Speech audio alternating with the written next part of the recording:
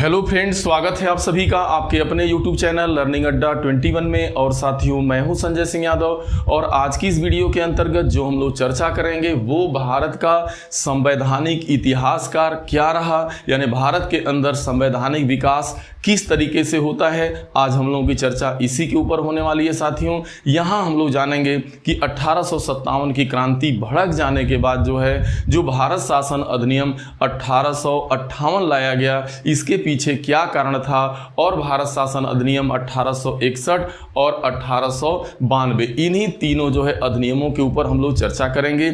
ये अधिनियम आपके काफ़ी एक तरीके से यहाँ से बदलाव, भारत के अंदर बहुत सारे बदलाव आते हैं और यहाँ से आपको बहुत सारी सामान्य जानकारी मिलेगी ही मिलेगी। साथ में प्रतियोगी परीक्षाओं में बार बार दोहराए गए क्वेश्चन होंगे, जहाँ से काफ़ी रोचक जानकारी होगी, वही आपके लिए परीक्षा के हिसाब से महत्वपूर्ण होगा। जैसा कि साथियों आप जानते हैं कि 31 दिसंबर सन 1600 ईस्वी को भारत के अंदर ईस्ट इंडिया कंपनी महारानी एलिजाबेथ के राजपत्र के माध्यम से व्यापार करने आती है। उसके बाद आपके देश में आप जानते हैं कि पहला जो कानून बनाया गया था वो रेगुलेटिंग एक्ट बना था सन 1773 ईस्वी में। तो हम लोग यहाँ इस पर डिस्कस बाद में करेंगे। हम आज जिस पर डिस्कस करने वाले हैं, क्योंकि आप अगली वीडियो में भारत का प्रथम स्वतंत्रता संग्राम यानी जिसे 1857 की क्रांति के नाम से जाना गया, इसके ऊपर हम लोग डिस्कस कर चुके हैं। अब आज हम लोग बात करेंगे कि आखिरकार भारत शासन अधिनियम 1858। तो यहाँ देखिए, इस वीडियो में आपको अंत तक बने रहना है, क्योंकि यहाँ आपको ये जानकारी मिलेगी कि भारत अधिनियम परिषद यानी किस भारतीय शासन अधिनियम को आपका एक तरीके से सहयोग नीति के नाम से जाना जाता है, या आपको ये पता चलेगा कि किस कानून के द्वारा भारत के अंदर विभागों का बंटवारा किया गया, यानी वहाँ से विभाग बने और हर विभाग जो होता था वो अपने जो उसका मेंबर होता था उसके प्रति उत्तरदायी हुआ। और साथ ही साथ में ये पता चलेगा आपको कि भारत के अंदर किस अधिनियम के द्वारा पहली बार भारतीय लोगों को कानून बनाने की प्रक्रिया में शामिल किया गया, तथा यह भी आपको पता चलेगा इस वीडियो के अंतर्गत कि किस अधिनियम के द्वारा पहली बार भारत के अंदर निर्वाचन की प्रक्रिया को यानी निर्वाचित करने की प्रक्रिया को प्रारंभ किया गया। और साथ ही साथ आपको यह भी जानकारी मिलेगी कि पहली बार कब किस अधिनियम के द्वारा भारतीय लोगों को बजट के ऊपर यानी जो भारतीय लोगों के लिए जो बजट होता था, इस पर चर्चा करना और बहस करना एक तरीके से, और उस पर प्रश्न पूछने का अधिकार इन्हें कब मिला। और साथ ही साथ आपको ये भी जानकारी मिलेगी कि किस भारतीय शासन अधिनियम के द्वारा यूं कहा जाए कि ईस्ट इंडिया कंपनी से सत्ता को छीन करके सीधा ब्रिटिश क्राउन के अधीन कर दिया गया। और साथ ही साथ ये और सारी महत्वपूर्ण जानकारियां मिलेंगी कि किस अधिनियम के द्वारा भारत के गवर्नर जनरल को वायसराय बोला जाने लगा। तो ये बहुत सारी रोचक जानकारियाँ हैं और ये परीक्षा के हिसाब से काफ़ी महत्वपूर्ण क्वेश्चन भी है। साथियों, आप इस वीडियो में अंत तक बने रहिएगा, तभी आपको जानकारी मिल पाएगी। यदि हमारा वीडियो आपको अच्छा लगे तो इसे लाइक और शेयर साथियों जरूर करिएगा। आगामी जितनी प्रतियोगी परीक्षाएं होने वाली है साथियों, इस टाइप का क्वेश्चन आपसे निश्चित रूप से पूछा जाएगा। तो चलिए हम लोग शुरुआत करते हैं।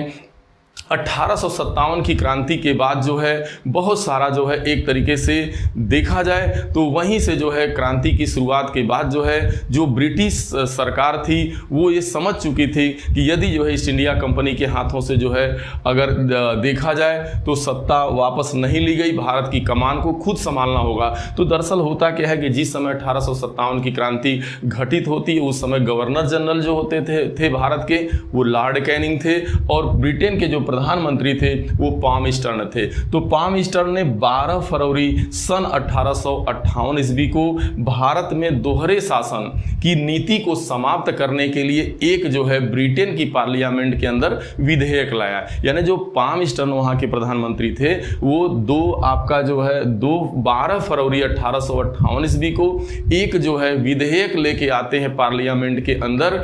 वो पेश करते हैं कि यहाँ जो भारत के अंदर जो दोहरा शासन नीति है या जो ये कमी है इसे समाप्त किया जाए। तो लेकिन ऐसा नहीं हो पाता है और किसी कारण से पाम स्टर्न को त्यागपत्र देना पड़ता है। और उसके बाद वहाँ के दूसरे प्रधानमंत्री लॉर्ड डर्बी आते हैं और लॉर्ड डर्बी जैसे ही ये पीएम बने तो उन्होंने 2 अगस्त 1858 ईस्वी को महारानी एलिजाबेथ के हस्ताक्षर के द्वारा जो है इस अधिनियम को पारित कर दिया। यानी देखा जाए तो भारत शासन अधिनियम 1858 पारित किया गया। उस समय प्रधानमंत्री जो है लॉर्ड डर्बी थे और महारानी एलिजाबेथ ने जो है 2 अगस्त को उसके ऊपर हस्ताक्षर कर दिया।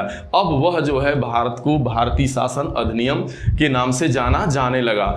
अब बात यह होती है कि जिस समय आपको पता है कि 1857 की क्रांति देश में भड़की थी, तो उस समय जो है देखा जाए तो आपका जो भारत के जो गवर्नर जनरल लॉर्ड कैनिंग थे, उन्होंने जो है इलाहाबाद को अपना मुख्यालय बनाया था और वहीं से इन्होंने जो है इलाहाबाद से जो है इस लॉर्ड कैनिंग जो है 1 नवंबर 1858 ईस्वी को इसकी उद्घोषणा करते हैं। यानी ब्रिटेन की पार्लियामेंट में 2 अगस्त 1858 को पारित हो गया और भारत के अंदर जो है 1 नवंबर 1858 ईस्वी को लॉर्ड कैनिंग इलाहाबाद के अंदर इसकी उद्घोषणा करते हैं। तभी से ये जो है भारतीय लोगों के लिए भारत शासन अधिनियम 1858 जो है बन करके तैयार हो जाता है।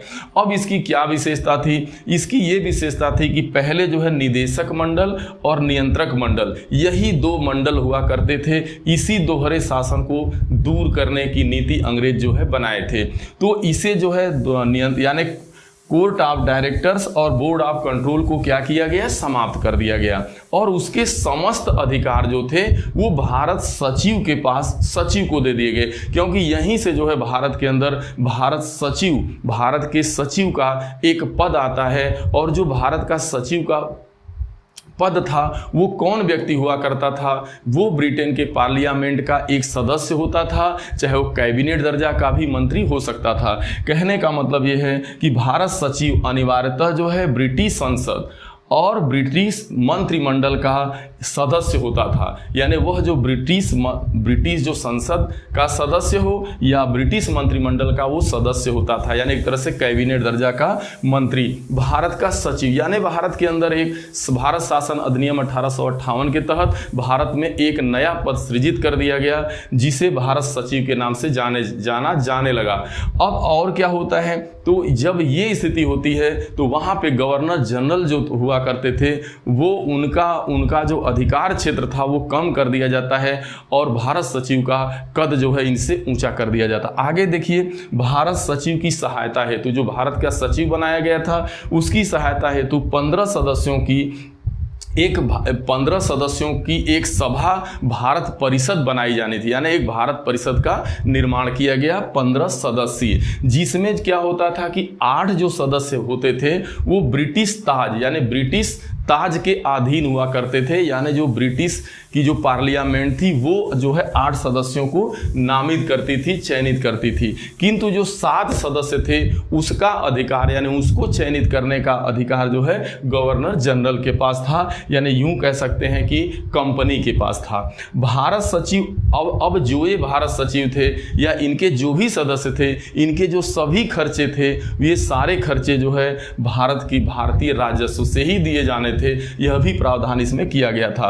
अब देखिए, जब ऐसा कानून बन जाता है फिर कहता है और देखिए अर्थव्यवस्था एवं अखिल भारतीय सेवाओं के संबंध में भारत परिषद की बात मानने के लिए बाध्य। देखिए ध्यान देना है, देखिए अर्थव्यवस्था की बात हो चाहे अखिल भारतीय सेवाओं की यानी भारतीय लोगों को नियुक्ति देने की बात हो, के संबंध में भारत परिषद की बात मानने के लिए बाध्य नहीं था। यानी जो भारत का सचिव था वो अर्थव्यवस्था के संबंध में और अखिल भारतीय सेवाओं के सृजन के संबंध में जो है वो जो भारत का सचिव था वो भारत परिषद के जो भी मेंबर थे उनकी बात मानने के लिए बाध्य नहीं था। जो बहुत ज़्यादा इंपॉर्टेंट चीज़ निकल करके आती है वो यही है कि देखिए, पहली बात तो इसी कानून के द्वारा, इसकी चर्चा हम लोगों को पहले कर देना चाहिए था कि जब ये कानून 1858 का जब बन जाता है भारत शासन अधिनियम, तो इस कानून द्वारा भारत का शासन कंपनी के हाथों से जो है निकल करके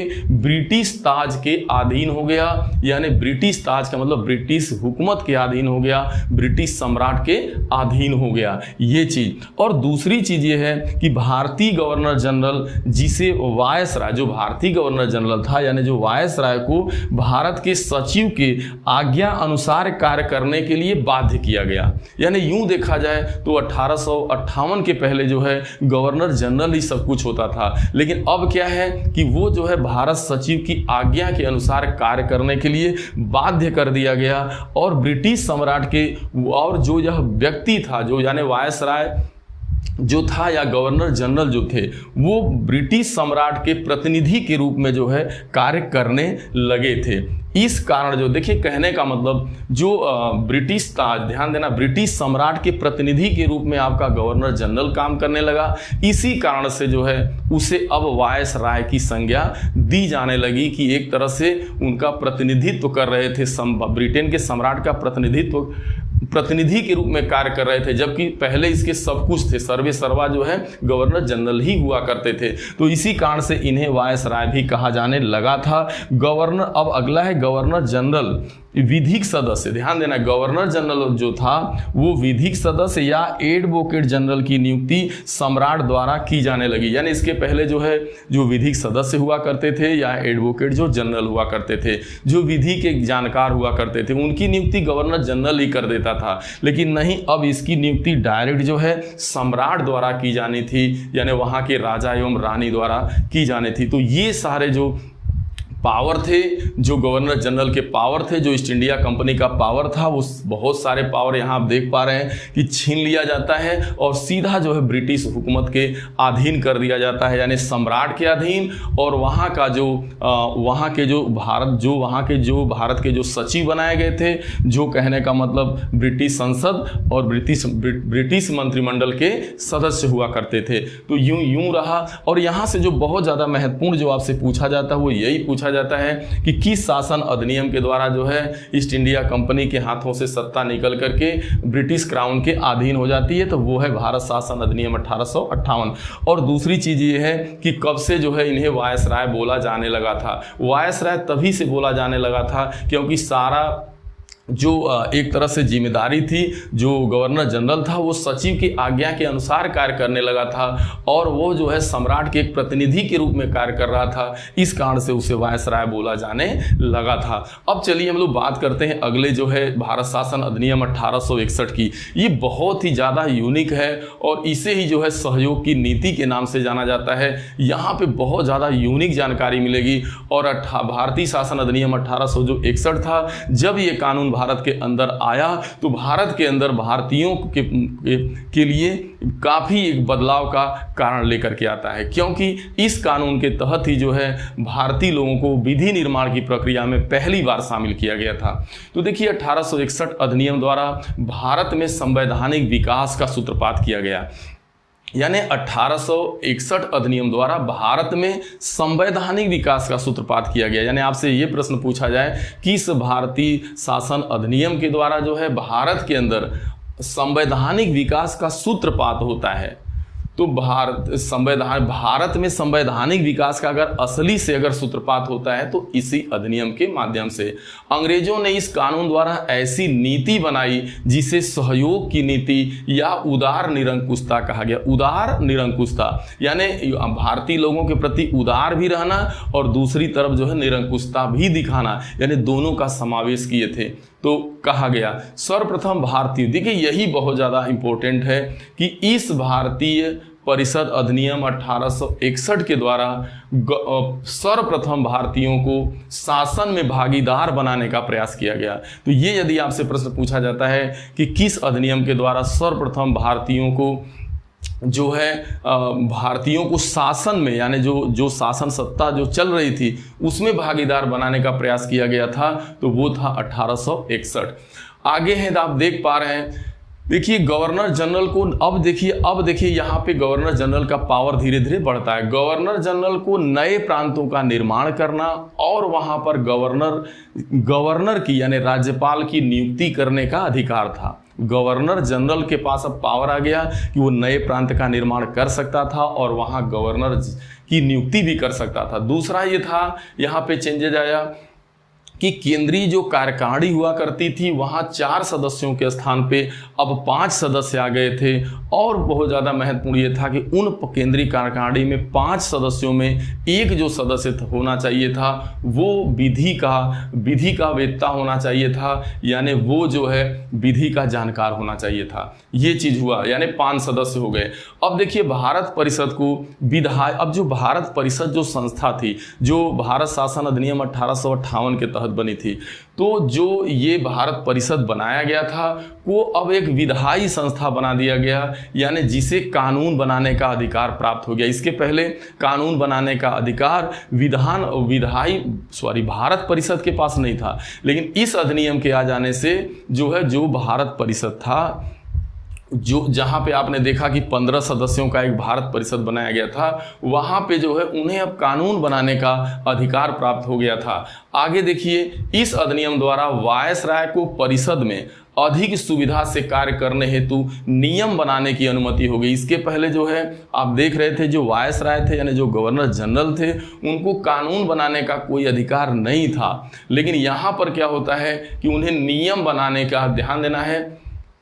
इस अधिनियम द्वारा वायसराय को परिषद में अधिक सुविधा से कार्य करने हेतु वो बहुत अच्छे से कार्य कर सके, इसके लिए नियम बनाने की अनुमति थी, जिसके आधार पर लॉर्ड कैनिंग ने भारत में विभागीय प्रणाली की शुरुआत की। और लॉर्ड कैनिंग ने विभागीय प्रणाली की शुरुआत की, और ध्यान देना है, और कैनिंग ने विभिन्न विभाग में भिन्न भिन्न सदस्यों को सौंपा और वो उसके प्रति उत्तरदायी थे। इस प्रकार भारत में मंत्रिमंडल व्यवस्था की नींव पड़ी। साथियों, कहने का मतलब ये है कि जब ये कानून आ गया तो जो भारत परिषद था और उसके बाद जो वायसराय थे, तो वायसराय को ये अधिकार प्रदान कर दिया गया कि वो जो है क्या कर सकते थे कि जो है शासन को चलाने के लिए वो नियम बना सकते थे।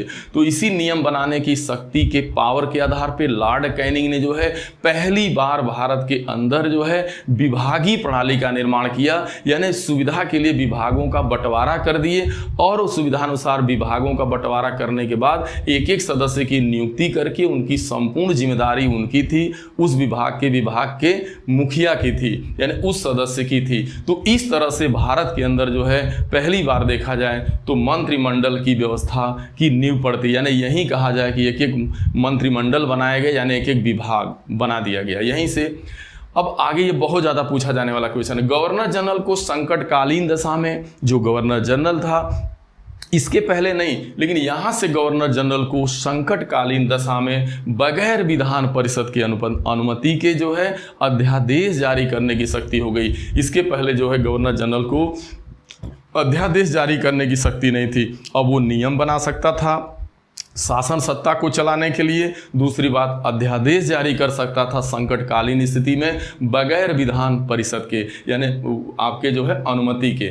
ठीक है, अब देखिए संकटकालीन विधान परिषद के आगे है। संवैधानिक विकास के दृष्टिकोण से 1861 का अधिनियम अत्यंत महत्वपूर्ण था। इसे पहली बार विधि निर्माण में जो है भारतीयों को शामिल किया गया था। ध्यान देना है, 1800 जो आपका 61 का कानून था, यह भारतीय लोगों के लिए बहुत ज़्यादा जो है एक तरीके से पहली बार कि जो है काफ़ी अत्यंत महत्वपूर्ण माना जाता है। वो इसलिए माना जाता है कि पहली बार भारतीय लोगों को गवर्नर जनरल का जो परिषद हुआ करता था, यानी जो गवर्नर जनरल की कार्यकारिणी हुआ करती थी, उसमें 6 से लेकर 12 सदस्यों की वृद्धि की गई, जो कि सभी मनोनीत थे। यानी जो भी, जैसे देखिए, यानी गवर्नर जनरल को परिषद में 6 से लेकर 12 सदस्यों की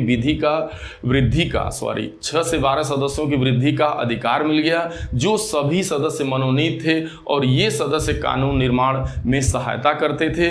जिससे आधे से अधिक सदस्यों का गैर सरकारी होना जरूरी था। देखिए इसीलिए यह अधिनियम बहुत मेन माना जाता है, क्योंकि यहाँ से जो गवर्नर जनरल था उसे उसकी कार्यकारिणी के अंदर जो है 6 से 12 सदस्यों का यानी 6 से 12 सदस्यों की वृद्धि करने का पावर मिला ही, और उसमें यह था कि आधे से अधिक सदस्य यहाँ पर जो है गैर सरकारी होंगे यानी भारतीय होंगे। ये पहली बार ऐसा हुआ था कि कानून बनाने की प्रक्रिया में, विधि निर्माण की प्रक्रिया में पहली बार भारतीय लोगों को शामिल किया गया था। इसलिए यह भारत शासन अधिनियम 1861 काफी महत्वपूर्ण हो जाता है। और ये सारी जो आपने चीजों को आपने देखा। अब चलिए हम लोग बात करते हैं थोड़ा आगे। प्रथम बार गैर सरकारी सदस्यों की नियुक्ति की जाती है इस अधिनियम के द्वारा, गैर सरकारी सदस्यों की नियुक्ति। और मुंबई और मद्रास प्रांतों को पुनः विधि निर्माण का पावर दे दिया जाता है, और अन्य प्रांतों में भी ऐसी विधान परिषद स्थापित करने की व्यवस्था कर दी जाती है। इस प्रकार आप देख रहे हैं कि केंद्रीकरण के स्थान पे सत्ता का विकेंद्रित। देखिए केंद्रीकरण का मतलब, जो इसके पूर्व आपने देखा भारत शासन अधिनियम 1858 था, वहां सत्ता जो है बिल्कुल केंद्रित थी, भारत के सचिव के अधीन थी या ब्रिटेन के सम्राट के अधीन थी, और वहां पे जो है वायसराय का पद बौना था। लेकिन यहाँ पे आप देख रहे हैं कि यहाँ वायसराय का पद जो है बढ़ा दिया गया, कद उसका ऊंचा कर दिया जाता है, और यहाँ पे लॉर्ड कैनिंग कई विभागों का निर्माण कर देते हैं, और वहाँ जो है एक एक सदस्यों की नियुक्ति करके उनकी संपूर्ण जिम्मेदारी दे देते हैं। इसका मतलब कहीं न कहीं जो है पावर को, सत्ता को बांटा जाता है हिस्सों में, यानी सत्ता का विकेंद्रीकरण किया जाता है। केंद्रीकरण के स्थान पे विकेंद्रीकरण कर दिया गया, यानी छोटे छोटे हिस्सों में शासन को सुचारू रूप से चलाने के लिए बांट दिया जाता है। तो यही जो है कि विकेंद्रीकरण कहलाता है, सत्ता का विकेंद्रीकरण। तो यह कानून, यह अधिनियम जब लाया गया तो यह भारतीयों के लिए एक सुनहरा कानून था।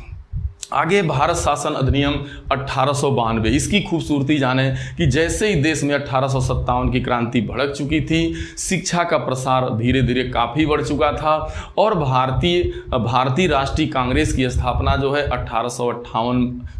सन 1885 में हो चली थी। ध्यान देना है 57 के बाद आपकी भारतीय राष्ट्रीय कांग्रेस की स्थापना सन 1885 में हो जाती है, और एक इल्बर्ट बिल का विवाद, यानी ये सारी चीज़ें जो है भारतीयों की जो है पहली इल्बर्ट, ये विधि निर्माण की प्रक्रिया में, कहने का मतलब 1857 की क्रांति, शिक्षा का प्रसार, भारतीय राष्ट्रीय कांग्रेस की स्थापना और इल्बर्ट बिल विवाद ने विधि निर्माण की प्रक्रिया में भारतीयों के प्रतिनिधित्व की मांग को और बढ़ा दिया, और धीरे धीरे विधि निर्माण की प्रक्रिया में भारतीयों का प्रतिनिधित्व और ज़्यादा बढ़े, इसकी मांग दिनों दिन बढ़ने लगी। तो इसका कारण ये था कि केंद्रीय व्यवस्थापिका सभा, जो केंद्रीय व्यवस्थापिका थी, जो एक तरह से जो सेंटर की जो पार्लियामेंट थी, उसमें जो है जो मेंबरों की संख्या थी वो 10 से लेकर के मिनिमम 10 और अधिकतम जो है 16 कर दी गई, जो गैर सरकारी। ये कहा गया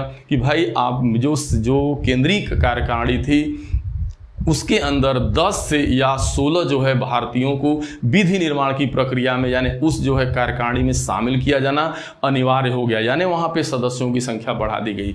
दूसरा, अब देखिए बहुत ज़्यादा ये इस जो अधिनियम की जो खास विशेषता है, जो सबसे ज़्यादा महत्वपूर्ण आपसे बार बार पूछा जाता है, वो यही है कि निर्वाचन पद्धति का आरंभ किया जाना इस अधिनियम की प्रमुख विशेषता थी। इसके पहले जो है निर्वाचन की प्रक्रिया भारत के अंदर नहीं थी।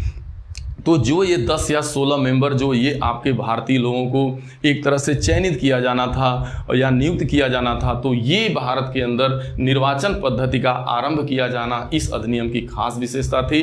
परिषद के अधिकारों में वृद्धि कर दी गई। भारतीय सदस्यों को अब ध्यान देना है, जो भारत परिषद बना था उसमें जो है भारतीय लोगों के अधिकारों की वृद्धि कर दी गई। अब वृद्धि क्या होती है, यही बहुत ज़्यादा इम्पोर्टेंट है कि भारत परिषद के अंदर जो है जो गैर सरकारी सदस्य थे, यानी जो भारतीय लोग उसमें शामिल थे, उन्हें अब जो है क्या करने का, यानी बजट के ऊपर जो है चर्चा करना, बजट पे बहस करना और प्रश्न पूछने का अधिकार दे दिया गया। ये बहुत ज़्यादा पूछा जाता है कि भारत शासन अधिनियम किस अधिनियम के द्वारा जो है बजट के ऊपर जो है भारतीय लोगों को प्रश्न पूछने का और बहस करने का अधिकार प्रदान हो गया, लेकिन उन्हें मतदान करना एवं अनुपूरक प्रश्न पूछने का अधिकार नहीं था। लेकिन वो जो है बजट के ऊपर बहस कर सकते थे और प्रश्न जो है पूछ सकते थे, लेकिन अनुपूरक प्रश्न पूछना और जो है मतदान करना, निर्णायक वोट देना नीति बनाते समय ये अधिकार नहीं था। फिर भी ये जो है दो चीज़ें, यानी निर्वाचन, भारत के अंदर पहली बार निर्वाचन पद्धति का प्रारंभ किया जाना, और दूसरा चीज़ ये है कि बजट के ऊपर चर्चा बहस करना, प्रश्न पूछने का अधिकार इस जो है कानून के तहत, इस अधिनियम के तहत हो चला था 1892। अब प्रांतीय परिषदों में गैर सरकारी सदस्य, नगर पालिका, जिला बोर्ड, देखिए जो प्रांतीय परिषदें थी, जो प्रांतों के द्वारा, जैसे मुंबई प्रांत, जो तमाम जो छोटे छोटे जो प्रांत थे, तो उन प्रांतों में गैर सरकारी सदस्य, यानी उन प्रांतों में भी अब गैर सरकारी सदस्य रखने की व्यवस्था, यानी भारतीय लोगों को रखने का प्रावधान हो चला था। चाहे वो नगर पालिका हो, चाहे जिला बोर्ड हो, चाहे विश्वविद्यालय हो, वाणिज्य मंडल हो, अप्रत्यक्ष रूप से निर्वाचित किए जाते थे, जिसे मनोनीत सदस्य कहा जाता था। यानी अब इन जो है, यानी प्रांतों के अंदर, चाहे वो विश्वविद्यालय हो, चाहे जिला बोर्ड हो, इन सभी के अंदर जो है गैर सरकारी सदस्यों को अप्रत्यक्ष रूप से जो है निर्वाचित किया जाने लगा था, यानी उन्हें मनोनीत किया जाने लगा था, यानी भारतीय लोगों को अब रखा। तो आप देख पा रहे हैं कि जो है 1861 के बाद जो 1892 वाला अधिनियम है, यहाँ से जो है भारतीय लोगों का और ज़्यादा जो है केंद्रीय जो है, जो उनकी पार्लियामेंट थी भारतीय, जो यानी यूं कहा जाए केंद्रीय व्यवस्थापिका में बहुत अधिक भारतीय लोगों को शामिल किया गया। वो विधि निर्माण की प्रक्रिया में भी भाग लेते थे, साथ ही साथ जो है बजट के ऊपर बहस करना और प्रश्न पूछने का अधिकार तक मिल गया था। और इसके साथ ही साथ जो है जितने भी जो है प्रांतीय, चाहे वो प्रांतीय परिषदें हों, सरकारी हों, गैर सरकारी सदस्यों को रखे जाने की व्यवस्था हो चली थी। साथियों, मैं उम्मीद करता हूं कि ये वीडियो आप सभी को जरूर पसंद आया होगा। मैंने पूरा कोशिश किया कि इसको बहुत ही सरल एवं आसान भाषा में आपको पहुंचाया जाए, और ये वीडियो साथियों मैं उम्मीद करता हूं कि आपको जरूर पसंद आया होगा। इसे अपने लोगों के बीच जरूर शेयर करिएगा और हमारे वीडियो को लाइक करिएगा, चैनल को सब्सक्राइब करिएगा साथियों, और आप अपना ख्याल रखिएगा। हम लोग मिलते हैं नेक्स्ट वीडियो में, तब तक के लिए आप सभी को बहुत बहुत धन्यवाद।